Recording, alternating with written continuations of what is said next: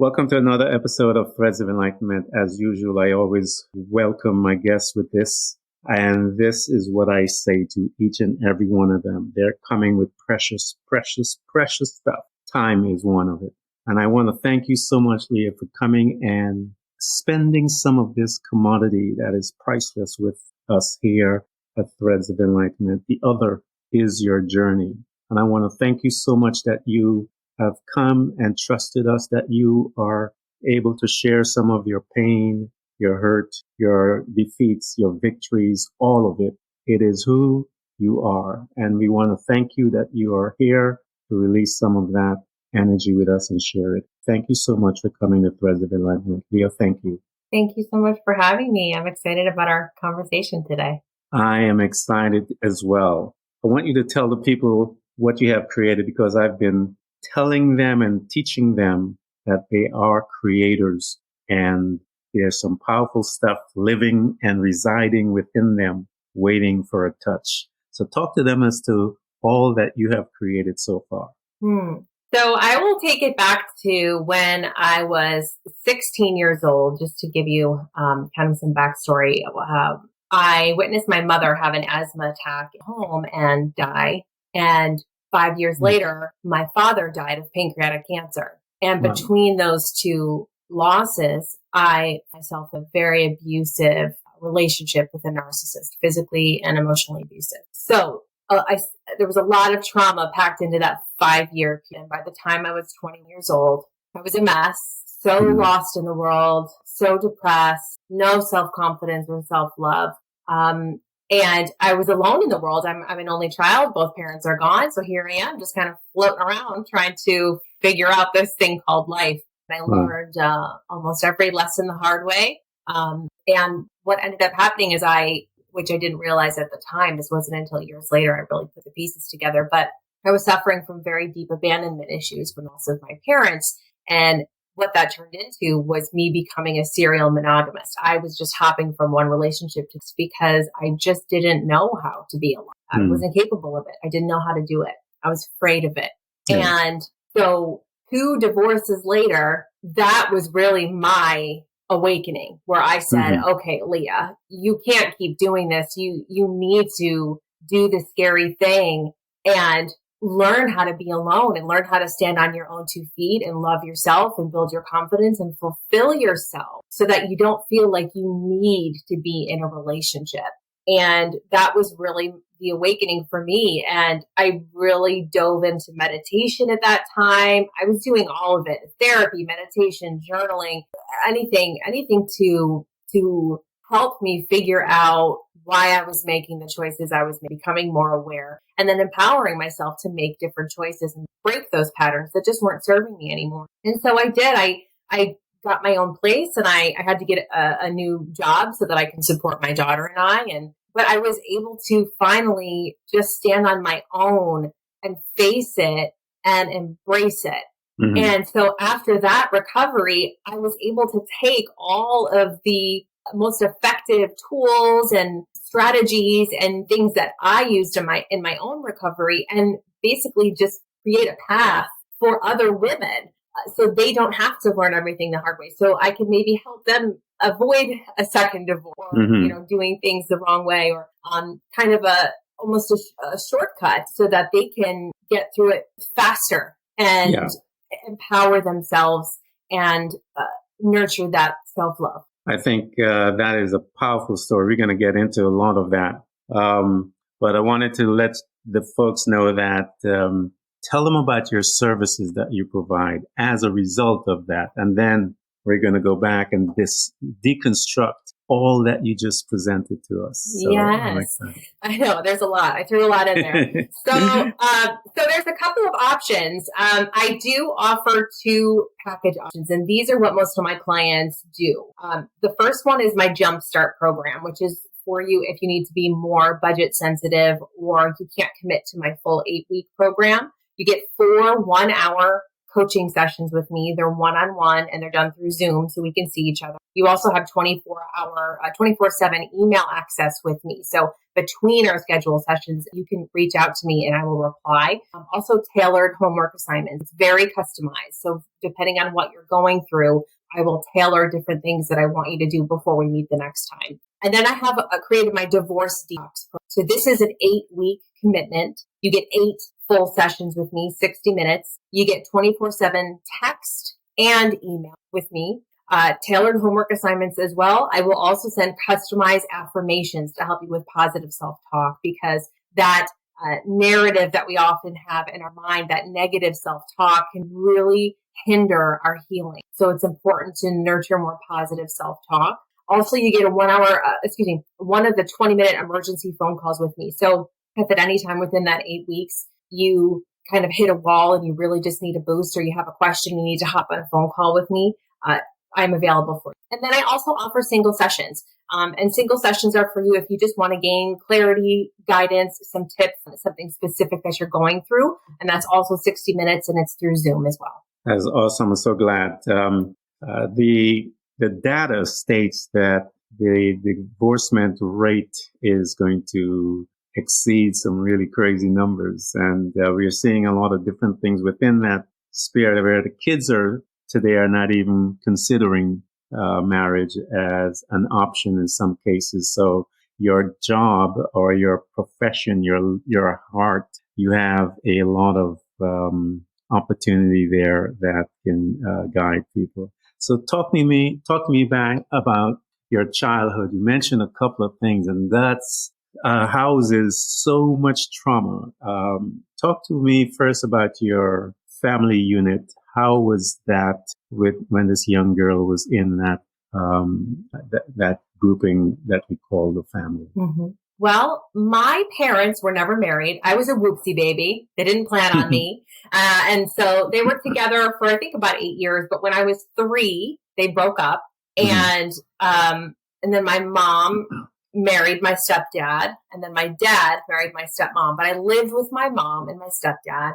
And after they were married for about 7 years or so, they separated. So my mother and I actually moved down to Florida. So it was just the two of us at the time in Florida. And then when she passed away, I had to move. I had to switch schools again. I moved a lot when I was young. I had to move back to New York, which is where I'm from. And it was my 4th high school. It was the 4th time I changed schools just in my high school period. And I actually went to go stay with some relatives, and the relatives, it just turned out to not be a healthy environment. And they actually kicked me out of the house the week of my final high school exams. And so I was 17 and I was on my own. I had moved in with my boyfriend at the time, who's very toxic. And, I was living in my own apartment with him by the time I was 17 years old. Wow. How old were you when your mom died? 16. 16. So, she was 41. You're a teenager and you experienced this traumatic situation. How did that affected you, Leah, the woman, the young 16-year-old girl? What happened to her world, her mind, as she was in the midst of this experience? When it's actually happening, it's completely surreal. It really is like you are a witness to what's going on, but I couldn't even process what was really happening. It almost didn't even sink in because it was just so crazy. And so it took me a little while, I think, to really process what happened. But I also wasn't in a place where the people around me were helping me cope and process. No one put me in therapy, right? I didn't have any kind of outlet. And as a 16-year-old, I didn't know how to process that, or even how to begin to understand my emotions or what kinds of things I'd be feeling. And I remember the day that I received a package with my mom's ashes, and that hit me like a ton of bricks. I mean, when I'm just looking at this container of what was left of my mother, I was mad. I was so angry that that had happened and that I was left and here I was. And I felt like my entire world shattered. Wow. And you moved after that, you're moving, you lived with your boyfriend and yes, the after high family. school. And you alluded to some of the things that was happening there, of course, young kids and all of that.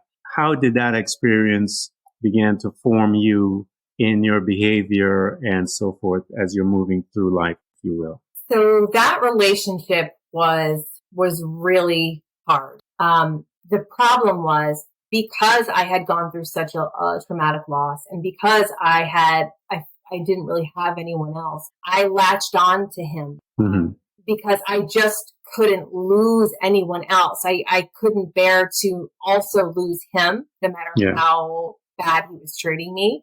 But it was extremely toxic and emotionally and mentally abusive. And so I was completely broken in that relationship. No self-esteem, no self-worth, no self-confidence. I didn't know, I lost my identity. I was just trying to make him happy so that he would keep me around so that I didn't lose anyone else.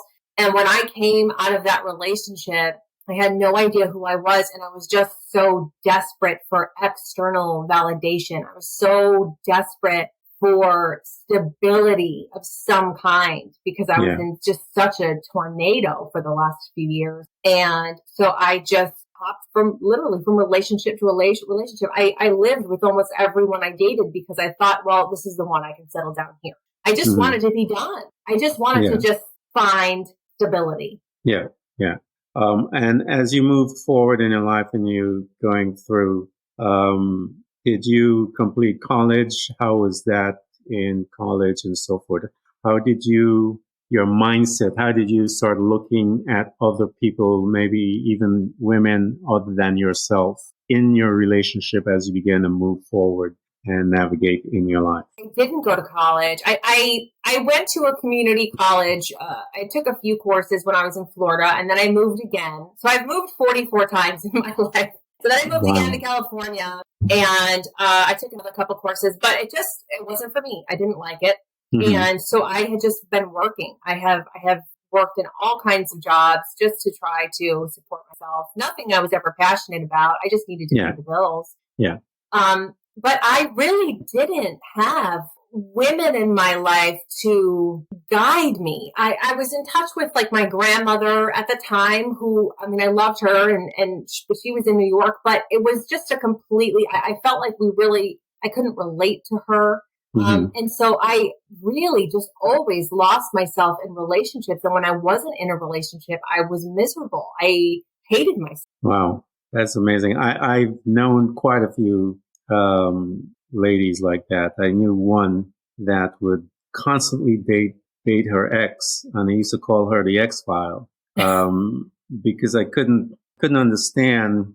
She would tell me these traumatizing stories as to why she would leave, and then she would be back into one of them, and I used to be absolutely amazed after she's telling me these stories, and I would shake her and say, because she meant so much to me, I would shake her and say, do you understand there's a pattern here that you need to look at, because this you would have to find on your own. I can just make you aware of it. I see it. And it took her a mighty long time, Leah, to exit herself from it, because the guys that she would get these guys that would separate her from her friends, separate her from her family.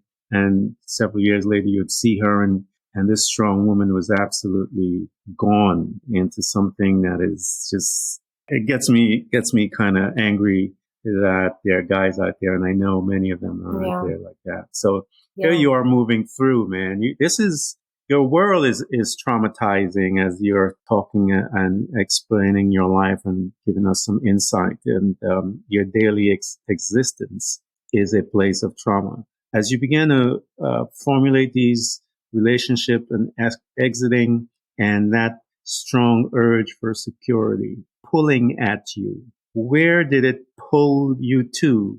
Where and how did you get there when you first married? How did it pull you to that? And how did you find yourself into this? So with the first marriage, it was after a series of failed relationships. It was with somebody who was nice, someone who I believed would take care of me and treat me right. And it was somebody who I was friends with, I had known for a few years. And we dated and broke up probably 3 times before we got back together and then just decided that we were going to get married. There was no proposal. There was no, right? We're just like, well, let's just get married. We had just gotten back together. 8 weeks later, we're married. Wow. And that next day, I woke up the next morning feeling like I knew I didn't feel the way I should. I just knew that there was something missing and that this wasn't the right person. But I tried to make it work. We were together for about 5 years and 1 daughter later. And I remember, so my really aha moment was, I was a stay-at-home mom for the first year and a half of my daughter's life. And I was at home and I was on the couch. We were watching TV and an 𝐕𝐈𝐃 commercial came on. You know, that dating membership site you get. And I remember just watching that commercial and wishing that I could my soul, that I could find my right. And that was really the big aha moment for me. And so eventually I ended up leaving that marriage and I hopped right into another relationship again because I didn't know alone. A couple years later, when that relationship didn't work, I was back on the dating sites and I married the first person I went on a date with. He moved in 3 months after we started dating, and 8 months later we were engaged. And one day in my bedroom, I was just kind of thinking about everything and how I felt. And I fell to my knees and I was crying because I knew what I had done. I knew that I was going to have to go through a divorce again, because this just was not a healthy relationship and this was not a good part for me. And that was really my awakening. I always tell people we live life until, and the until will show up in many different forms: divorce, trauma, some form of trauma. And it happens, Leah, I believe, to get us to slow down, get off of the that wheel, that carousel, if you will, if you wish, and began to investigate ourselves. That's the space where you begin to ask questions. How did I get here?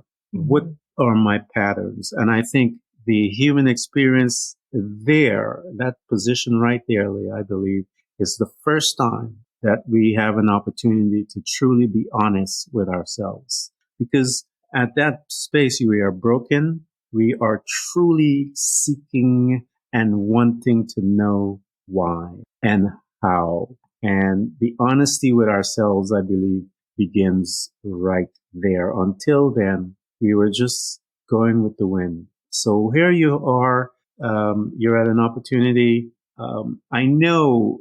Let's back up a little, Leah. Those signs, the warning posts that you were getting, because I know you got them, about these guys and so forth, because I talk to people about that. And it's the inner man knows that something is wrong and it's trying to get your attention to it. But then the outer part of us looks and starts talking that inner part of us out of what he or she's feeling, saying, he's handsome. He loves the same music I do. He'll take care of me. All of these things. But you had those inside warning. Talk to me about some of those that we know there are girls out there and women out there that are doing some of these things. Bring to their attention some of those highlights, those little things that they talk themselves out of. Well, my first husband, I was not physically attracted, and I convinced myself that that was shallow. I told myself that that's not what is most important. It's what's inside that counts. And I basically shamed myself for feeling unattracted. Yeah. See, those are the things I'm talking about. We then, our outer mind step in and start the programming. And I put it this way, Leah, man can, we can manipulate all of the senses, all of it. But the one inside, that spirit, they don't know about it. And because they don't know about it, they don't know how to manipulate it. And out of there comes the truth. Bring to someone that is listening, a lady may be listening, how did the other warning sign for your second mate, what did you talk yourself into and out of? It was also somebody who I wasn't really physically attracted to. Mm-hmm. But the relationship beforehand, I was very attracted to that person, but the relationship was really toxic. So I said, well, let me go to the opposite end of the spectrum then. Mm-hmm. And really it was lies, a lot of dishonesty. And even in the very beginning, I started picking up on some of that, but I told myself I was reading into it too much, or I was overreacting, or I was being judgmental. And so I ignored a lot of those flags and a lot of the lies. And the longer we were together, the more lies surfaced, of course. Yeah. And so really we were at a point where I just had zero trust, respect. And we, just did not communicate very well. And so because I ignored those signs, I wound up with, to get divorced again, because it wasn't something that I was willing to tolerate for the rest of my life. Yeah, I think when we are disobedient to the self, because it is our self, our true self is trying with the voice that it has to bring us to this state of awareness, saying, no, don't go there. And because of our disobedience to our own self, we find ourselves in cages for years. I know people, men and women that are in marriages for 30 years in cages and all of these different things. Now here you are, you're divorced the second time, you're taking your daughter, you guys are moving on, and you had your visitation. Talk to me about that space right there when you had your until and those questions that you began to inquire of yourself. And what did you discover as you began to dig deep into yourself? At first, it was embarrassment, shame. Here I am again, getting a second divorce. What are people going to think? What are they going to say? What am I doing to my daughter? I'm the world ever. Mm-hmm. But then I just decided that I deserved to be happy and that I mm-hmm. wasn't going to settle. And so I wasn't going to worry about what other people were going to think or say. And I was just going to do what I knew I needed to do. And it was through meditation, journaling, gratitude practice, becoming more self-aware that I started to really dive into my whys. Why am I in this situation again? How did I wind up here? And I just traced it all the way back to my parents, right? That first relationship. Why did I stay in that first horrible toxic relationship to begin with? I was afraid of being alone. Mm-hmm. And that had recycled over and over and over and over in every other relationship. I was just afraid of being alone. And so I said, well, okay, if I want a different result, mm-hmm. I need to do something differently. I need to do something I've never done before. Yeah. And it was just be alone so that I could stand on my own 2 feet, pay my own bills, fulfill myself, and not feel like I needed to be in a relationship. And I did a lot of, without judgment, mm-hmm. but just self-reflection, learning how to pay attention to my thoughts and my choices, learning to pay attention to my triggers. If something made me feel anxious or stressed or angry, I wouldn't just run with the emotion. I would question it. I would say, well, why is this making me feel this way? Where does this really come from? And that just became a new habit, just becoming more self-aware and questioning my beliefs and questioning my choices so that I could understand myself better and so that I was more empowered when I was making decisions. Yeah, you mentioned so much about personal growth within that framework that you just discussed. One of the fundamental thing I tell people that they need to do is to make that agreement. Until you make that agreement, I call it the statement of faith. And the reason why I say that is it has to become your statement of faith, meaning you believe this more than anyone else on this planet. And what you will do once you've made that agreement, you said you made that agreement within yourself, and then you said, I need to do this. And so what you do once you make that agreement is take the corresponding actions to bring that agreement, that whatever it is that you said, into fruition. And you mentioned a tool, several of them, meditation, journaling, all these other things. Talk to me, Leah, why did you gravitate to meditation and not something else? What made you gravitate to that versus yoga? I honestly don't know, Ken. I think it was just one of those things that I was just naturally drawn to or curious about. Mm-hmm. And I had, read about how great it is for you. I mean, it was no secret that some of the most successful people in the world have a regular meditation practice. And so I said, well, it's worth a try. Mm-hmm. It's something I'm curious about. I'm going to try it. And when you first start doing it, you think you suck at it, right? Because you're like, oh, I can't shut my brain off. I suck at it. I can't do this. Yeah. But really, what I had learned from reading about was the goal isn't to just shut off your brain. I mean, that's not possible anyway until you're dead, right? So your brain's going to be going a mile a minute. But the idea is to just stay present. And mm-hmm. no matter how many times you drift off thinking who you forgot to email or what you're making for dinner later, just bring yourself back to your breath again, right? Yeah. And that's the bicep curl. Learning how to come out of your thoughts, become the observer of your thoughts and bring yourself back to the present moment. And then I just started doing it more and more because I was seeing how it was impacting the whole rest of my day. My anxiety was decreasing, mm-hmm. Because when you're ruminating about the past, that is how you wind up depressed. And when you're stressing out about the future, that's how you wind up with anxiety. So when you can find yourself just in the present moment where you're safe, really, and none of those things are happening anymore, you decrease your stress, you lower your anxiety. And I was noticing. And then when I was having conversations with people, I would notice that I was just more the observer of my thoughts. Mm-hmm. And if I was getting emotional about something, I didn't let that emotion just completely take me for a ride because I mm-hmm. could take a step back and just kind of, instead of becoming it. Yeah. I think the space there is power. You gain control of your thoughts. And because everything emanates from the thought, when you gain control of your thoughts within the space of meditation, you're gaining control of your life mm-hmm. because it is the seed that grows.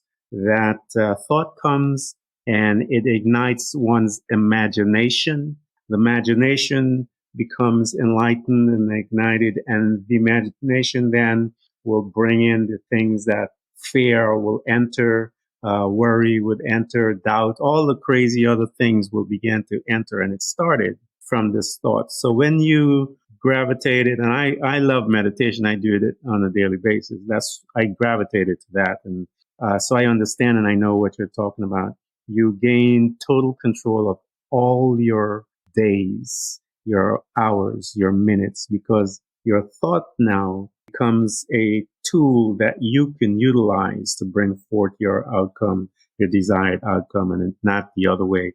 And we call that making a decision because you're using your thoughts to now guide your decision. It guides how I speak. I was very mindful of what I entered in and what I release because mm-hmm. I began to understand the power of the words and all of those things that mm-hmm. As one becomes as an individual. And that's another thing is your thought. You are not your thoughts, right? Your thoughts mm-hmm. are going to happen. Your all brain produces like 60 to 80,000 thoughts a day. Yep. And so that was another empowering thing is realizing that I am not my thoughts. Just because mm-hmm. something pops up into my head doesn't make it the truth.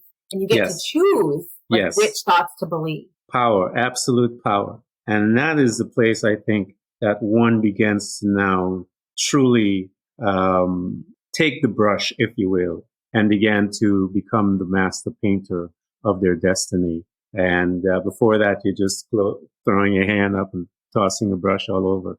But when you began to control your thoughts, you're now beginning, I think you're getting into that master class where you're moving forward and becoming a Da Vinci, if you will. Mm-hmm. Here you are, you're moving forward, you're doing this practice and you're seeing some of the results of that and how you began to formulate your life. So talk to us as this young woman is seeing the fruits of her meditation, of her journaling.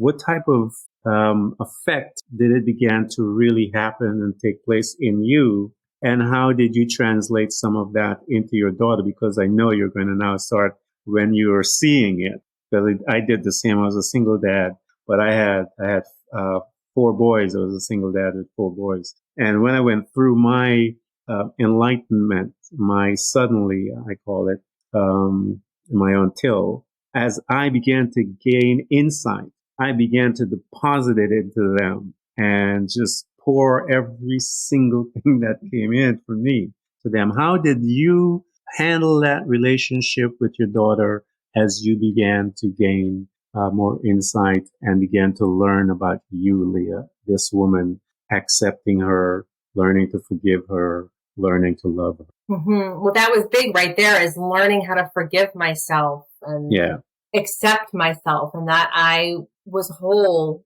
just as I am. I wasn't broken, right? It was my belief that I was broken, but I wasn't.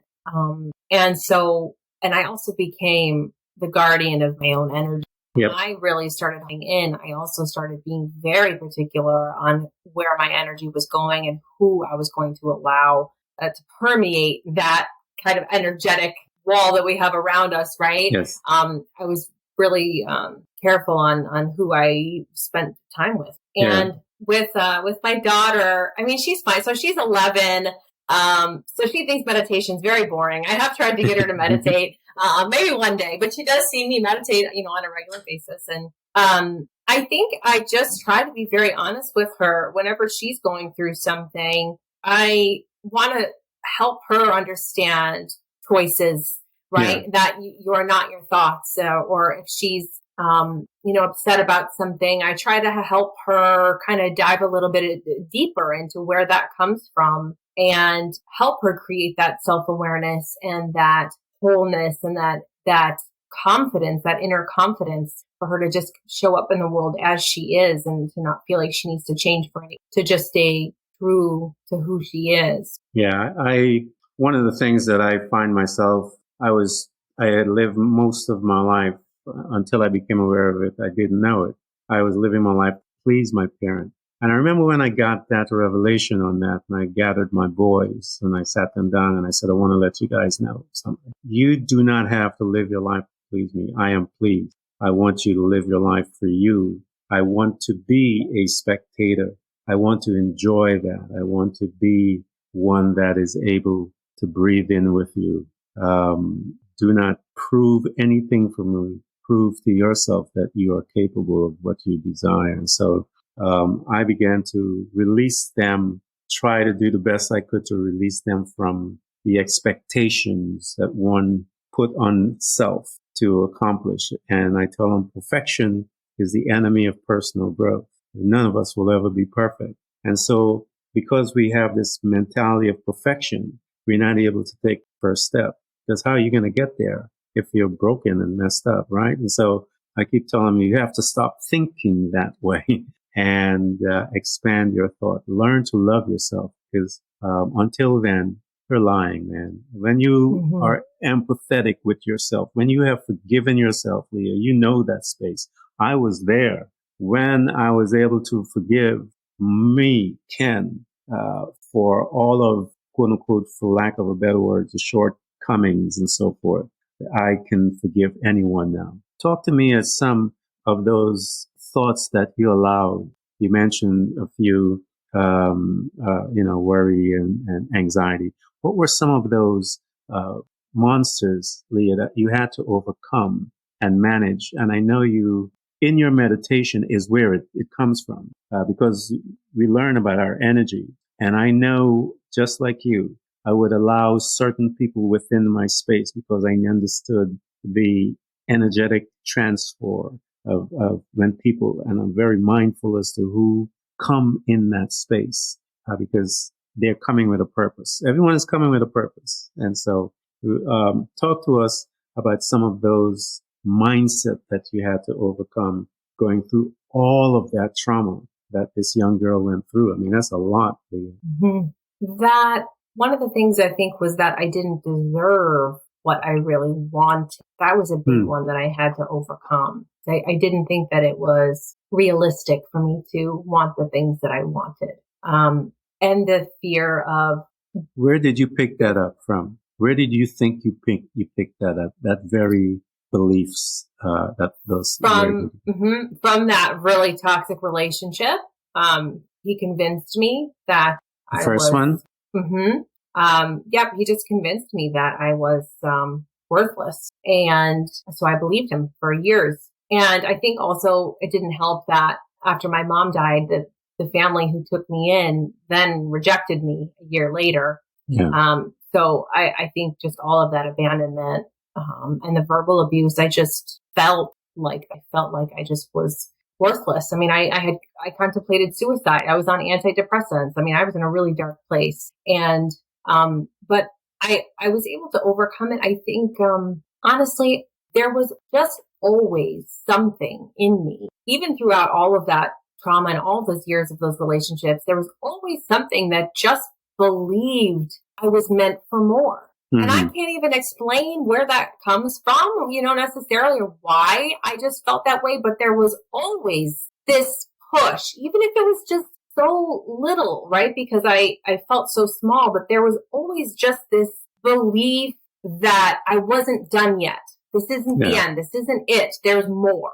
And so I just kept going, and I just kept going blindly, and I kept going in the wrong directions, and I kept going right to the wrong people. But I just kept going until I finally found my way, and I was able to find my path. And I'm like, oh, okay, this is it. This is what I'm meant to do. This is why I went through everything I did, because I am meant to share my story and help others. I am meant to help other women, to pick them up and to show them the way and help them find their own self-love and self-worth and self-confidence. How did that revelation came about? What was the circumstances that caused that revelation where you go, Yeah, I was scrolling on the internet. I was at a job that I didn't love. I just needed to pay the bills. I was scrolling on the internet, and I had come across something about life coaching. And I was just curious. And so I started reading about the course, and I was like, oh my God, I do this now. I do this for free. I love doing this. And so I just immediately was so passionate about it. I was like, oh my God, I want to help people through this. And when you're starting a life coaching business, life coaching is very broad, right? There's all kinds of different coaches. And so they suggest if you want to have a successful business, you have to niche down to something specific and help a small group of people. And so what do you know? What information do you have? What can you teach someone? And I was like, I'm twice divorced. I know a lot about that. And I know a lot about recovery and self-awareness and healing and all of that. So I said, well, this is it. I want to help other women through their divorce so they don't make the same mistakes I did, and so that they can feel so much better about themselves. And so that's what I did. I mean, I dove in head first. Yeah, I tell them the purpose of a coach is to always have the person look at themselves, discover the greatness within them, and keep them from going in or being in a situation longer than they need to be, because the coach knows the questions to ask. That person is caught up in their system, if you will, of plugging in 9 to 5 and so forth. And they don't know the questions to ask. But sitting before a coach, they have walked that journey. They're familiar with where they're at, and they know exactly what probing questions to ask, because they know the outcome before they even ask that question, because they've been there. And so I always point to, I grew up in the church, and I always point to Jesus. I tell those people, they come to him and say, heal me, heal it. And he would turn to them and says, your faith has made you whole. And people would look at him and want to know what he's talking about. But he was just pointing back to the greatness that is within us. You can do the very same thing I can do. Simply believe and see that you're capable of doing it, and you will do it. And so everyone that is listening to our conversation, all those women that are in this space, it's a painful place to be. You have a guide in Leah. Here she is. She's walked this walk. She's been through the mill, if you will, and she's gone through some stuff. And she's able to hold your hands. She's able to comfort you with her words. She's able to guide you with her wisdom. Get in touch with her. Get into the classes. Get into her space. Drink of her energy so that you can become the better human spirits that is dwelling within you. And you can experience what she has painted, this beautiful picture of what she's doing today. So you can live from your gift. It is a beautiful place to live from there, man. I'm telling you, guys, come join us because it's just joy. I love what I do. I absolutely love what I do. Always loved this. I always knew this. And so, to live from there like you're doing today, Leah, is absolutely a beautiful testimony to your journey and what you have come and what you went through. So talk to us a little, Leah, so how did you begin? Because I know starting your life coach and all of that will bring in another set of uncertainties that you have to deal with, overcoming certain things, because the fear will also come here. Talk to us as to how did you navigate yourself as you have been programming yourself and reprogramming your mind through your meditation processes, your note taking, your journal. How did all of that help you to move to a entrepreneur moving in her own business? Yeah, well, just self-belief and believe that I could do it. I wanted to do it. I knew that I had to at least try. And when that self-doubt does creep in, or there's a phrase for it, I'll think of it. There's a phrase for it, but when that does happen, so I actually got my own coach. I have a business coach because for guidance and support and help and faith in me and belief in me, and right, because when you're starting a new venture like that, I mean, I had no idea what I was doing. I had no idea how to run a business. I mean, I knew I could help people and I wanted to coach them. But there's so much that comes with running a coaching business that has nothing to do with coaching that I needed to learn how to do. Yeah. And so I just told myself I was just going to do it one step at a time. I thought if he could do it, if she could do it, if she could do it, well, then I could do it. And so just one step at a time. YouTube all day long, right? Like making a website and putting all these things together and creating these programs. I mean, these weren't things that I had prepared when I jumped into starting a business. I really just one day at a time, one foot in front of the other, figured out how to do this and to build upon it, keep building and create. And one of my favorite parts of the business is my social media platforms. I love TikTok because that has enabled me to share my story with others and connect with others and help other women, even if they don't end up working one-on-one with me. I've gotten so much feedback and so many messages from women that just say, thank you. I needed to hear that today. Thank you for this video. Thank you for this message. And so that's something that I really love. And in addition to it, it helps my business because that's how people find me, right? That's how I market myself. Yeah. I'm learning about the TikTok thing. My granddaughter, I remember, when I had started this, a couple of years ago, and, I was growing the business, and she said, Papa, what you need to do is get on TikTok and dance. So.